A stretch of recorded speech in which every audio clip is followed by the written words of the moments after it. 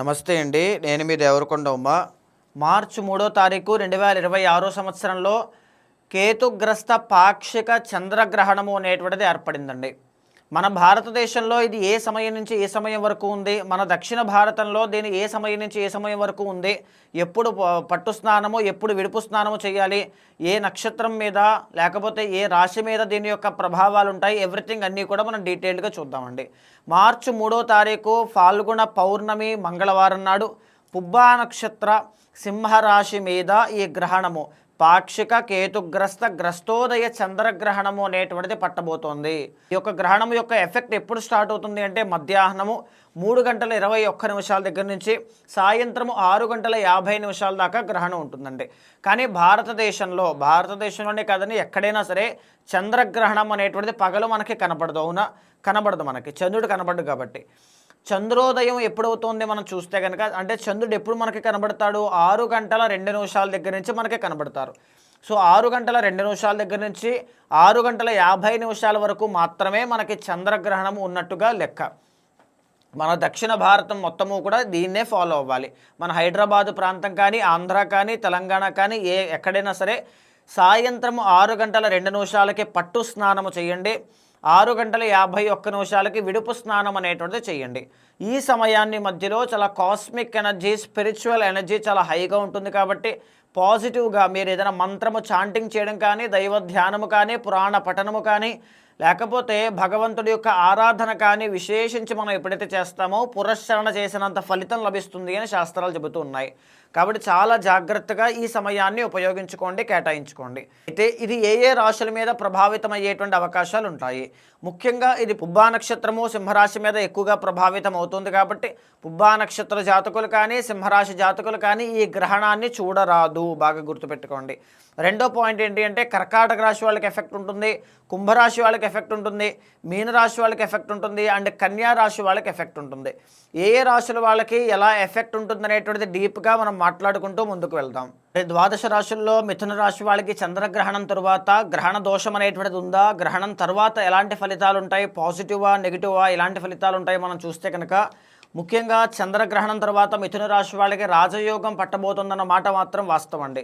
గ్రహణ దోషం అనేటువంటిది మిథున రాశి వాళ్ళకి ఏమాత్రమూ లేదు. ఆరుద్ర నక్షత్రం కానీ, మృగశిర 3-4 పాదం కానీ, పునర్వసు నక్షత్రం 1-2-3 పాదాల వాళ్ళకి కానీ ఎలాంటి గ్రహణ దోషం అనేటువంటిది లేదు. గ్రహణానికి సంబంధించిన ఎలాంటి శాంతి పరిహారములు ఏది కూడా మీరు చేయాల్సిన అవసరం లేదు.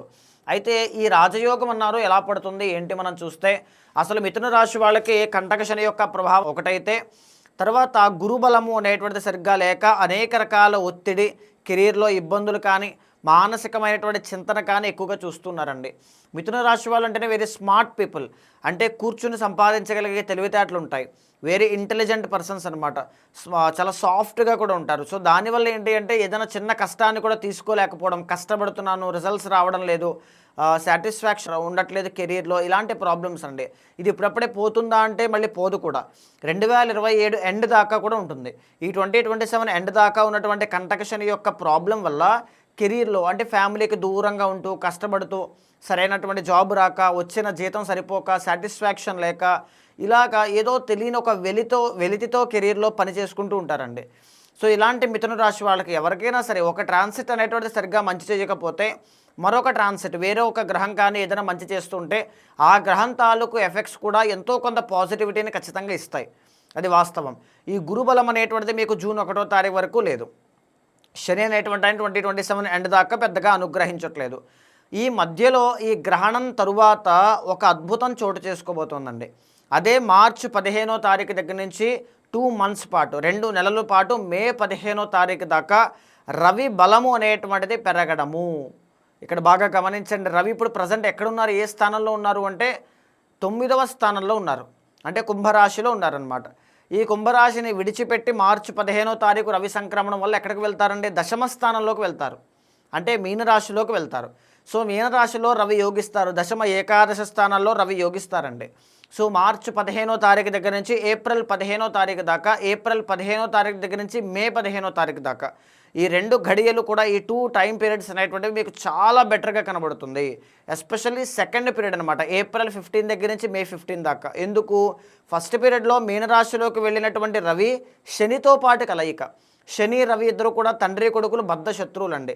ఈ శనితో పాటు ఎప్పుడైతే రవి కలుసుకుని ఉంటారో శత్రుగ్రహం కాబట్టి పెద్దగా అనుకూలత అనేటువంటిది ఇవ్వకపోవచ్చు, లేదా ఇచ్చింది కూడా సాటిస్ఫాక్షన్ లేకపోవచ్చు. ఇప్పుడు ఎలా అయితే జాబ్ వచ్చింది సాటిస్ఫాక్షన్ లేదు ఇలా అనమాట. అలాగనే జాబ్ రావడం, దాంట్లో పని కష్టము, ఒత్తిడి, ప్రెషరు ఇలాంటివి చాలా ఎక్కువగా ఇవ్వడం, ఇలాంటివి కూడా ఎక్కువగా ఉండొచ్చు. బట్ ఖచ్చితంగా ఏప్రిల్ 15వ తారీఖు దగ్గర నుంచి మే 15వ తారీఖు మధ్యలో మాత్రము రవి ఇచ్చేటువంటి బలం అంతా ఇంత కాదు. ఎగ్జాల్టేషన్ బాగా గుర్తుపెట్టుకోండి. మేషరాశిలో రవి ఎగ్జాల్టేషన్, ఆ ఎగ్జాల్టేషన్ పీరియడ్లో మాత్రం విపరీతమైనటువంటి యోగాన్ని ఇస్తారండి. ఉద్యోగం లేనటువంటి మిథున రాశి వాళ్ళకి కూడా ఉద్యోగం వస్తుంది. పనులన్నీ కూడా సకాలంలో పూర్తయిపోతాయి. సిబ్లింగ్స్తో కానీ లేకపోతే ఉండేటువంటి ఎవరితోనైనా కొలీగ్స్తో కానీ ప్రాబ్లమ్స్ ఉంటే అవన్నీ కూడా క్లియర్ అయిపోతాయి. తర్వాత మేజర్లీ చెప్పాలంటే హెల్త్ చాలా బాగుంటుంది. ఎవ్రీథింగ్ అన్ని విషయాలను కూడా మిథున రాశి వాళ్ళకి ఏప్రిల్ 15వ తారీఖు దగ్గర నుంచి మే 15 దాకా, మార్చి 15 టు ఏప్రిల్ 15 కూడా చాలా బెటర్మెంట్గా కనబడబోతుంది. సో చాలా జాగ్రత్తగా ముందుకు వెళ్ళండి. ఇదే కాకుండా మిగతా గ్రహాలు ఎక్కడున్నాయి అంటే 9వ స్థానంలో ఉన్నాయండి. ఇది ఒక ప్రాబ్లం. 9వ స్థానంలో కుజుడు, 9వ స్థానంలో రాహు, తర్వాత బుధుడు, ఈ యొక్క గ్రహాలు ఎప్పుడైతే అక్కడ ఉన్నాయో మనీ స్ట్రక్ అయిపోవడం, డబ్బు అనేటువంటిది నిలబడకపోవడం, లేకపోతే దీంతో పాటుగానే ఎవరికైనా డబ్బులు ఇస్తే అవి తిరిగి రాకపోవడం, ఇలా అనేక రకాలైనటువంటి ప్రాబ్లమ్స్ ఉన్నాయి. మార్చి నెల మొత్తం కూడా ఈ మిథున రాశి వాళ్ళకి ఎలా ఉండబోతుందో ఇన్ డీటెయిల్డ్గా మన ఛానల్లో వస్తుందండి, ఒకసారి చూడండి. ఇప్పటి వరకు అయితే గ్రహణం తరువాత అయితే ఖచ్చితంగా ఒక పాజిటివిటీ అయితే ఉంది, ఒక రాజయోగం అయితే ఉంది. రవి ఇంకా స్ట్రెంత్ పెరిగితే ఇంకా బాగుంటుంది. ఆదివారం నాడు గోధుమలు దానంగా ఇవ్వగలిగితే ఇంకా చాలా బాగుంటుంది. సో గ్రహణం తర్వాత మిథున రాశి వాళ్ళకి మంచి రాజయోగం పట్టబోతోంది అన్న మాట మాత్రం వాస్తవము. గ్రహణానికి సంబంధించి ఎలాంటి శాంతులు అవసరం లేదు. ఖచ్చితంగా మిగతా గ్రహానికి సంబంధించిన శాంతులు అయితే చేసుకోండి. అది మార్చి నెలలో మీకు మిథున రాశి వాళ్ళకి ఎలా ఉండబోతుందో నేను ఒక వీడియో చేయడం జరిగింది. అది మీరు చూడగలిగితే తప్పకుండా దాంట్లో ప్రతి రెమెడీ కూడా డీటెయిల్గా నేను చెప్పాను.